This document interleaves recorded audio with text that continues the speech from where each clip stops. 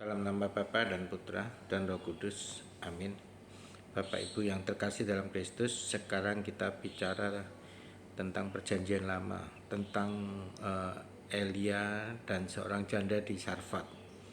1 Raja-Raja 17 ayat 7 sampai ke 16. Tetapi sesudah beberapa waktu sungai itu kering, sebab hujan tiada turun di negeri itu.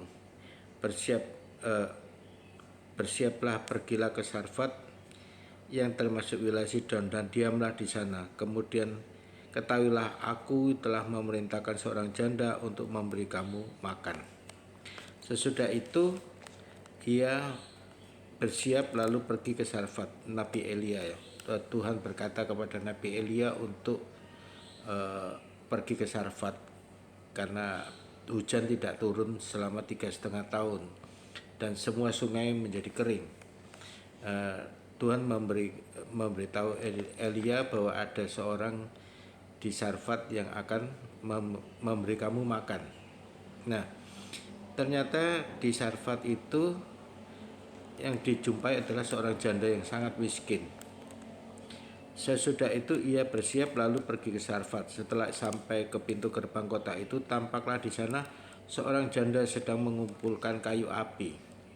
Ia berseru kepada perempuan itu, katanya, "Cobalah ambil bagiku sedikit air dalam kendi supaya aku minum." Dan ketika perempuan itu mengambilnya, ia berseru lagi, "Cobalah ambil juga bagiku sepotong roti." Perempuan itu menjawab, "Demi Tuhan Allahmu yang hidup, sesungguhnya tidak ada roti padaku sedikit pun kecuali segenggam tepung dalam tempayan dan sedikit minyak dalam buli-buli. Dan sekarang aku sedang mengumpulkan 2-3 potong kayu api, kemudian aku pulang dan mengolahnya bagiku dan bagi anakku. Dan setelah aku memakannya, maka aku akan mati."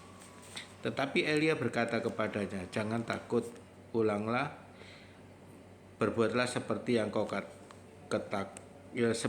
katakan. Tetapi buatlah lebih dahulu bagiku sepotong roti bundar kecil daripadanya, dan bawalah padaku, kemudian barulah kau makan, kau buat bagimu dan bagi anakmu." Sesudah berkata, "Sebab beginilah firman Tuhan Allah Israel, tepung dalam tempayan itu tidak akan habis dan minyak dalam buli-buli itu tidak akan berkurang sampai waktu Tuhan memberi hujan di atas muka bumi." Lalu pergilah perempuan itu dan berbuat seperti yang dikatakan Elia. Maka perempuan itu dan beserta anaknya mendapatkan makan beberapa waktu lamanya. Tepung dalam tempayan tidak akan habis dan minyak dalam buli-buli tidak akan berkurang, seperti firman Tuhan yang diucapkannya dengan perantara Nabi Elia. Demikianlah sabda Tuhan, syukur kepada Allah. Jadi di dalam Injil dikatakan Yesus memberi makan 5.000 orang. Seharusnya ini kita baca Injil dulu. Yesus memberi makan 5.000 orang.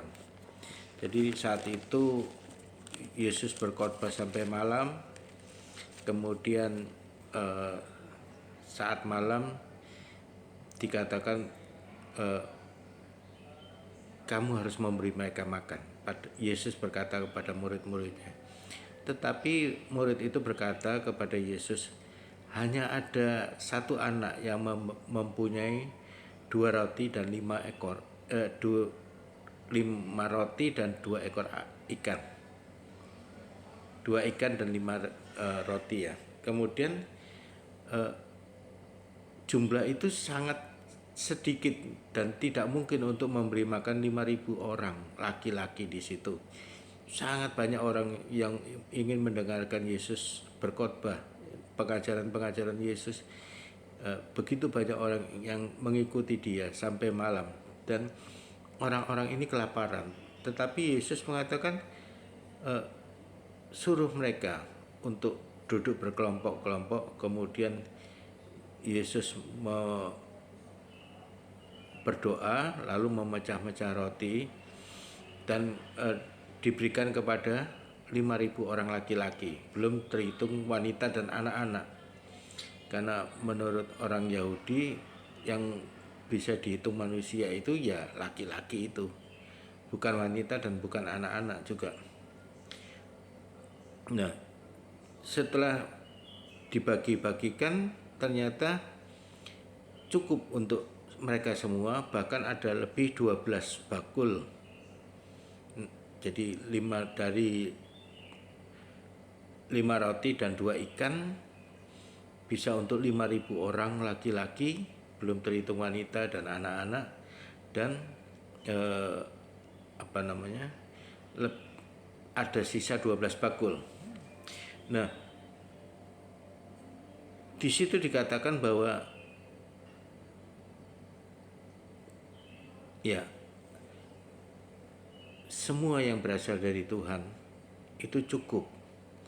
Jadi Tuhan saja cukup, solo Dios basta. Tuhan saja cukuplah, kata Santa Teresa dari Avila. Kamu tidak perlu meminta kepada yang lain. Nah, Bapak Ibu, di Jakarta ini, bahkan di seluruh dunia, orang pagi-pagi sekali dia sudah berangkat kerja dan sampai ke rumah malam hari. Lalu apa yang dia dapatkan? Selalu kurang, tidak cukup di dalam hidupnya. Lalu bagaimana kita bisa hidup selalu berkecukupan? Datanglah pada pemilik semua kekayaan itu. Jangan datang kepada siapa-siapa. Lakukan apa yang dia mau. Nah, seperti janda di Sarfat. Pada saat itu Raja Ahab, raja yang terkenal sangat jahat, dia mempunyai 450 nabi Baal. Jadi dia mengikuti agama Baal. Dia menentang Allah, sehingga sebagai peringatan Tuhan tidak menurunkan hujan selama 3,5 tahun. Tetapi Elia, nabi yang berperang melawan Raja Ahab dan Isabel, disuruh pergi ke Sarfat, ke seorang janda. Jadi dari sini kita tahu bahwa pertama,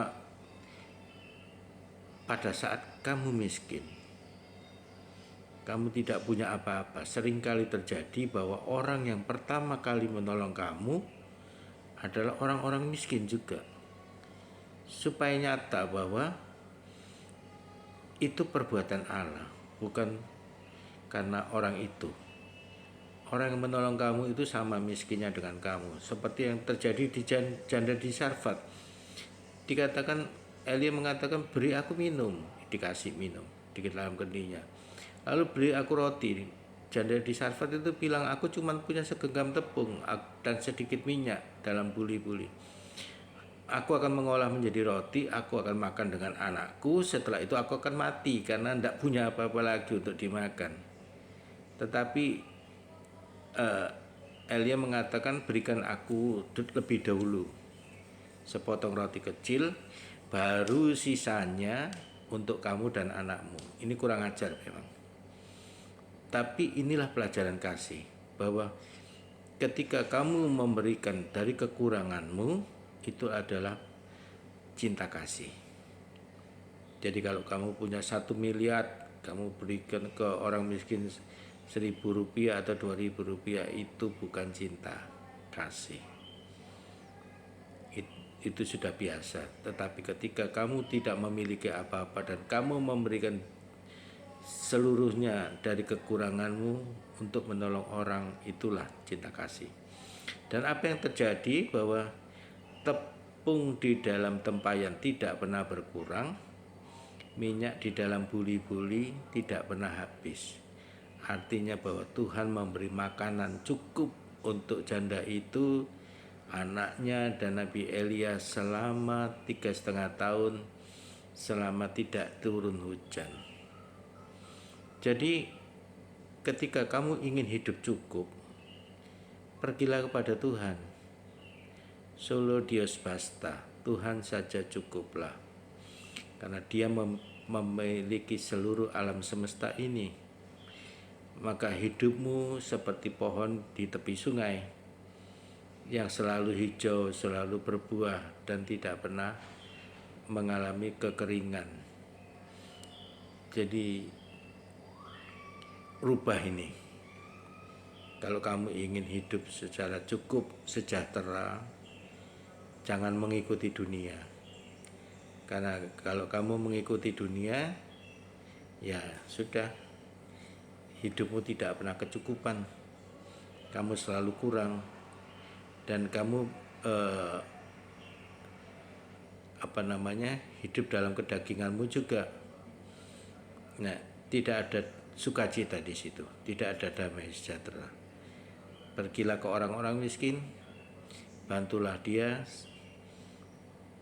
semampumu, apapun yang bisa kamu lakukan, karena Tuhan ada di situ, supaya kamu bisa menyatakan kepada Tuhan, Tuhan, aku cinta kamu.